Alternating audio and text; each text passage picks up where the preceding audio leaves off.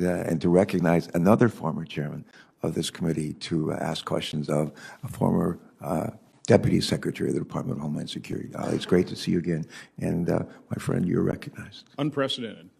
Well, thank you, Senator Carper. This does feel like old times. Back in 2014, a little deja vu. You've got the gavel, I'm sitting next to you, and we're in the midst of a crisis at the border, even though some are denying it. I know during my chairmanship, in hearings, we're always going through the problem-solving process. I'd often say the first step in solving any problem is admitting you have one. And it just does seem like we're in an utter state of denial. I've got a chart a little bit different than Senator Portman's. His is children. I've got total apprehensions at the border. And it shows clearly, it's galling, quite honestly, to hear that this is a crisis inherited by this administration, that the chairman is saying that the numbers are decreasing, the situation's improving. The surge started in April of 2020. To the extent that we had any surge in 2020, it's because Democrat presidential candidates were saying, we're not going to deport anybody and we're going to give everybody free health care.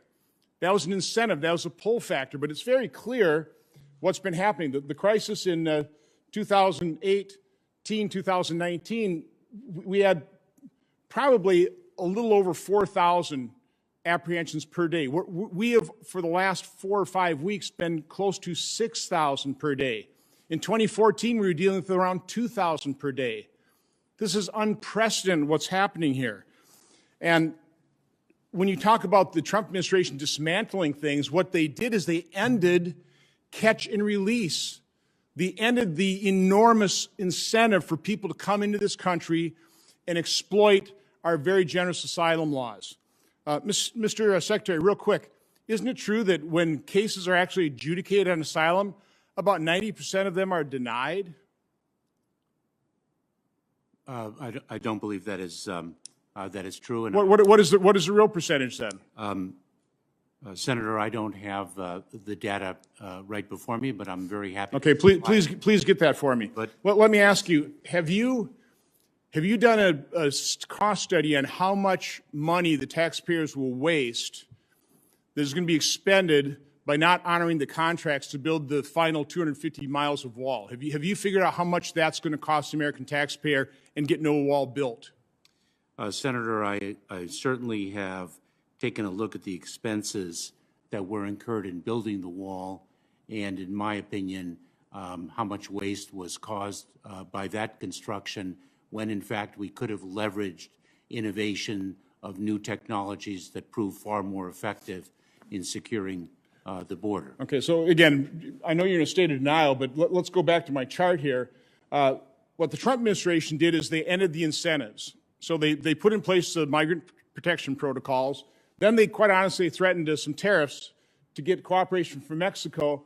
That's that line right there, and you can see it worked.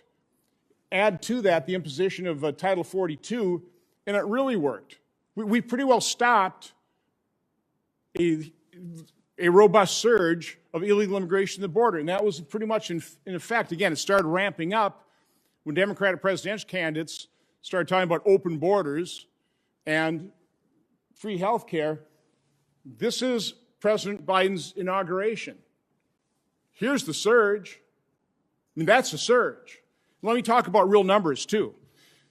At the height of the surge in May of 2018, it was about a little over 7,000 unaccompanied children per month. In March of 2020, right here, that had dropped to about 3,000. After Title 42, it dropped down to 741 per month. That was the low point. In March of this year, almost 19,000. Last month in April, 17,000 unaccompanied children. Those are the numbers. We can talk about percentages and tripling the numbers since April, but here's the problem. There's the surge, and it is undeniable, and yet you are denying it. And this is as close to open borders as we could possibly have. Don't you think that's going to be even more of a pull factor? Senator, may I? Quick. May I have a minute to answer your question? Again, is that going to be a pull factor or not?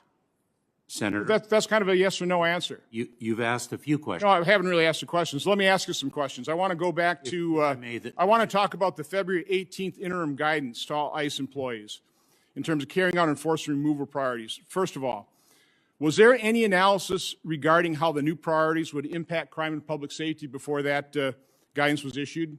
Yes. Can you provide us those documents, that analysis? Senator, I have worked for 12 years as a federal prosecutor. I have been in the immigration. Sure, no, would you areas provide us those documents? Will you provide me those documents, that analysis? Senator, Yes or no? yes, I will. Okay, thank you.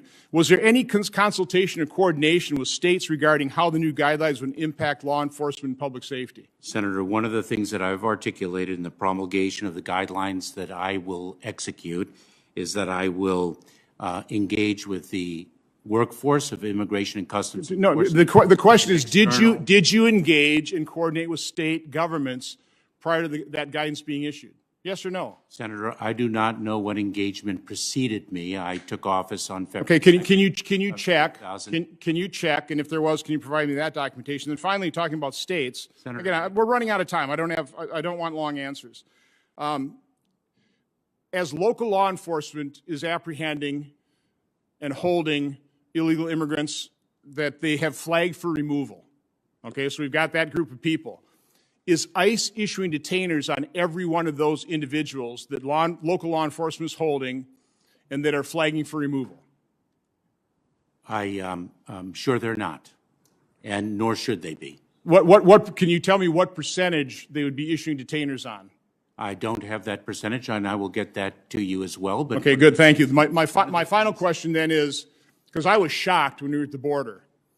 I've heard the word, we become more efficient. Yeah, you become more efficient at apprehending, processing, and dispersing. So I was shocked when we went down the border and said that the guidelines for CBP is to literally process people in 8 hours and disperse them. You get them out of CBP custody and send them all over the country. I was also shocked to find out that we aren't issuing notices to appear. What percentage of people are we dispersing around this country that don't even have a notice to appear? Senator, the individuals who arrive at our border and are placed in the interior are subject to immigration proceedings, and they receive a notice to appear. So 100% are receiving a notice to appear. That's your testimony? The policy of our administration is that each individual is placed into immigration proceedings and receives a notice. So you're not aware that CBP has been directed not to provide notice to appear as they're dispersing people in the interior? That's your testimony? That is my testimony, because the process is that U.S. Customs and Border Protection issues a notice to appear, and if in fact they are operationally not able to do so, the individual receives a notice to appear at an Immigration and Customs Enforcement office. Individuals in the interior are placed in immigration proceedings in accordance with enforcement law, period. I'll be following up with that with other information we've gotten. Thank you.